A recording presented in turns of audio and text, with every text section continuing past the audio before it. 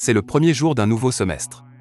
Junichi, deuxième année, ne peut s'empêcher d'être amer de voir à quel point l'environnement a changé.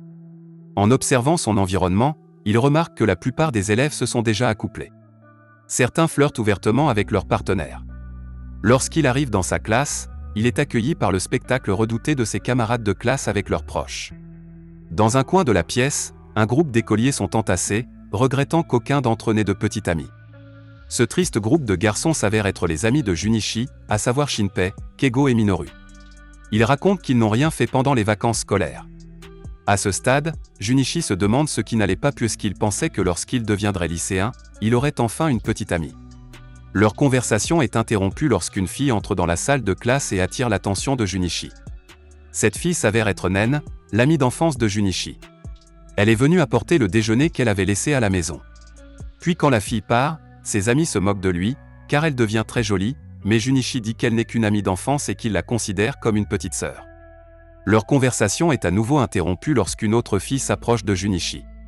Cette fois, c'est leur camarade de classe Kashi YUI. Il se dit heureux d'être de retour dans la même classe que Junichi et espère parler davantage avec lui cette année. Junichi se tortille en entendant cela, et après leur brève conversation, ses amis recommencent à donner leurs commentaires non sollicités. Ipei commence à parler de son manque de poitrine, ce qui amène Junichi à lui rappeler que la beauté ne va pas selon leur poitrine.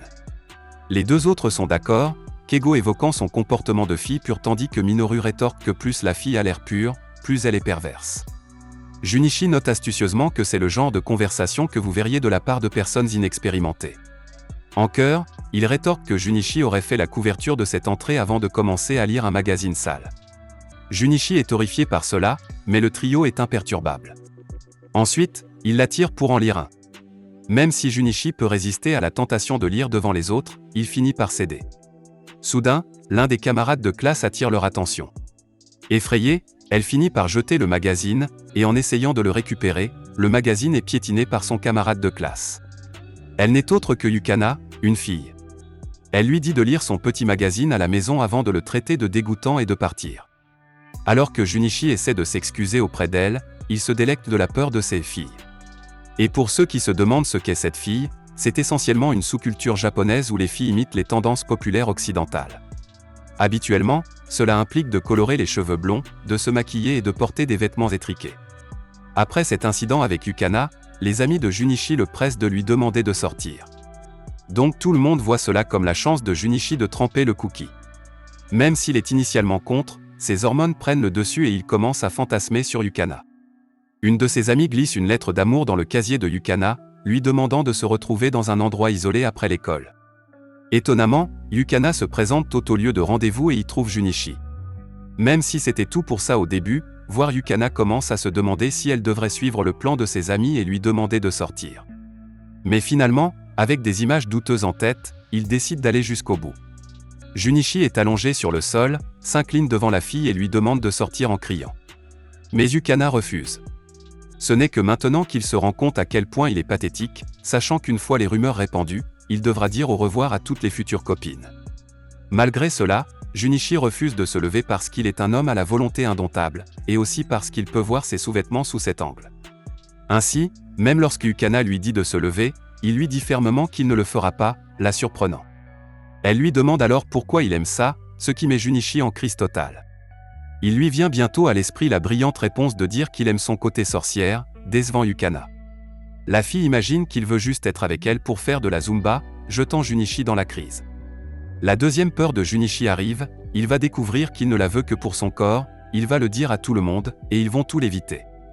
Heureusement, il a encore un peu de détermination et décide que ce serait le bon moment pour gravir les collines. Malheureusement, Junichi a un diable en tête, et ce diable se présente sous la forme d'Hormone Man, qui est un peu trop obsédé par le fait de regarder la culotte de Yukana, forçant le garçon à rester là sur ses genoux. Yukana sait vraiment pourquoi elle occupe son poste. Elle le taquine, mortifiant davantage le garçon déjà humilié. Yukina aime clairement le voir gigoter et à quel point il peut être effronté. Tout cela culmine avec Yukana le poussant contre le mur, et la fille dit qu'elle aime ça. Et avec un sourire, Yukana accepte de sortir avec lui. Le lendemain, Junichi dit à ses amis que Yukana va probablement ruiner sa vie au lycée et répandre de mauvaises rumeurs à son sujet. Ses amis le taquinent en lui promettant qu'ils seront toujours là pour lui. Mais tout change rapidement lorsqu'il voit que Yukana a envoyé à Junichi un selfie provocateur. Soudain, ses amis prétendent qu'ils ne le connaissent pas, mais quand le garçon essaie de les convaincre que lui et Yukana ne se sont même pas encore embrassés, Shinpei devient fou, déclarant que s'embrasser, c'est comme respirer. Inpei dévoile une loi naturelle qu'il a découverte, une loi tellement révolutionnaire qu'elle pourrait lui valoir un prix Nobel de la paix, les lois du karaoké XXX. Exhorté Junichi à emmener Yukana au karaoké car selon la règle, ils choisiront une chanson sale, chanteront un duo, puis finiront par se mettre le pantalon l'un l'autre. Après avoir divulgué cette information, Shinpei a un anévrisme complet et meurt et donc Junichi doit inviter Yukana au karaoké dès que possible. Ce matin-là avant le début des cours, alors que Yui essaie de parler à un Junichi très nerveux, Yukana se présente et le salue. La fille annonce qu'ils sortent ensemble. Toute la classe est choquée d'entendre cela. Tout est revenu à la normale sauf que Junichi a maintenant une petite amie, bien sûr. Après l'école, les trois amis de Junichi ne peuvent toujours pas accepter qu'il ait commencé à sortir avec Yukana pour de vrai, alors ils l'abandonnent et lui souhaitent la mort. Même s'il est laissé seul, cela change rapidement lorsque Yukana l'invite à sortir. Il passe devant les portes de l'école où Nen les voit. Confus demande pourquoi ils se tiennent la main, alors Yukana répond qu'ils sortent ensemble. Cela bouleverse Nen et elle s'enfuit en pleurant. Yukana emmène ensuite Junichi au karaoké, ce qui laisse Junichi assez satisfait de la situation. Junichi, rappelez-vous, la règle du karaoké XXX, pense qu'il va enfin se passer quelque chose entre eux deux.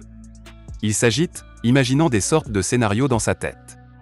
Finalement, ils font après que Yukana ait choisi une chanson d'anime, et ils la chantent ensemble.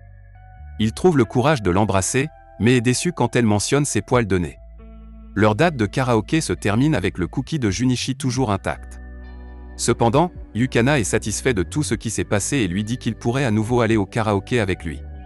Ils ne savent pas que l'ami de Yukana les regarde de loin. Un jour après l'école, Junichi trouve une lettre d'amour dans son casier.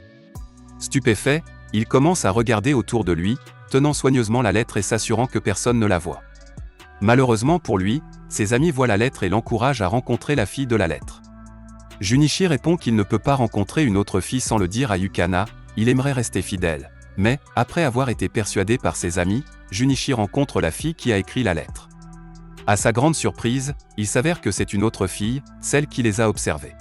Il approche et suppose qu'il est encore inexpérimenté, ce qui déclenche une vague de taquinerie de la part de la fille, qui lui demande comment il a pu devenir si excité pour une fille qui n'est pas sa petite amie. Junichi trébuche et la fille grimpe sur lui. Juste à ce moment, Yukana les surprend dans leur position très compromettante, et elle semble horrifiée de les voir, mais Junichi découvre que les filles sont amies. Yukana ne semble pas dérangée par le fait que son ami Ranko soit avec son petit ami. Malheureusement, Ranko prévoit secrètement de détruire la relation entre les deux. Le lendemain, Junichi, Yukana et Ranko sortent ensemble. Ils vont au bowling, dînent dans un bar et font du shopping ensemble, et peu importe où ils se trouvent, Ranko continue de se mettre entre lui et Yukana. Alors que la journée se termine, deux mecs à l'air dangereux tentent de séduire Yukana. Bien que Junichi ait clairement peur des hommes, il s'avance, demandant de laisser la fille seule. Timidement, il ajoute aussi qu'elle est sa petite amie. Les hommes sont impassibles et le poussent même au sol. Heureusement, Ranko sauve la situation en acceptant l'offre des garçons. Elle part avec eux, pour revenir quelques minutes plus tard. Ranko prétend qu'il a fait un petit discours aux garçons, mais en réalité, il leur a donné une bonne leçon. Sur le chemin du retour, Junichi ne peut s'empêcher de se sentir pathétique car il n'était pas assez fort pour protéger Yukana. Il trouve Ranko qui l'attend devant sa maison. Elle avoue en plaisantant qu'elle pourrait l'aimer après qu'il les ait défendus et avec cela, elle s'invite chez elle. Sur le canapé, Ranko commence à séduire Junichi par son abondance. Elle monte sur lui et essaie de faire en sorte que Junichi perde sa virginité avec elle maintenant, et qu'elle n'ait pas à attendre Yukana quand elle est là, prête à le faire se sentir bien. Les mouvements incessants de Ranko contre lui rendent difficile de refuser l'offre, mais quand il se souvient de Yukana, Junichi repousse soudainement Ranko. Il veut le faire avec quelqu'un qu'il aime, et il veut Yukana. Ces paroles envoient Ranko dans une crise de rage, la poussant à grimper à nouveau sur lui. Annonce agressivement qu'il ne laissera pas un perdant comme lui partir avec Yukana. C'est clair que Ranko est en fait amoureux de Yukana, qui avait toujours été là pour elle quand elle était une enfant solitaire. Avec cela, elle prétend qu'elle va baiser Junichi si fort qu'il ne voudra le faire qu'avec elle. À ce moment, un Yukana furieux arrive et dit à Ranko d'arrêter. Junichi et Ranko sont tous deux choqués de la voir et commencent à devenir nerveux en pensant qu'elle a entendu leur conversation. Heureusement, elle ne l'a pas entendu et la fille désemparée pense juste que Junichi va la trahir. Ranko explique rapidement qu'elle le testait juste pour voir s'il irait avec une autre fille, la calmant. Soulagée, Yukana remercie Ranko de se soucier autant de leur relation, ce qui fait pleurer Ranko. Le lendemain arrive, et Junichi est soulagé, pensant que Ranko va le laisser tranquille maintenant. Mais si vous parlez du diable, elle apparaîtra, et ce diable fait jurer à Junichi qu'il ne dira pas à Yukana ce qu'il ressent vraiment pour elle. Alors que Ranko l'attaque, Yui les regarde de loin, bouillonnant d'envie. Et ainsi, la vie de Junichi devient beaucoup plus animée, tout cela parce qu'il sort maintenant avec une fille. Merci d'avoir regardé. Si vous avez aimé la vidéo et que vous souhaitez aider la chaîne à grandir, laissez un like, un commentaire et abonnez-vous.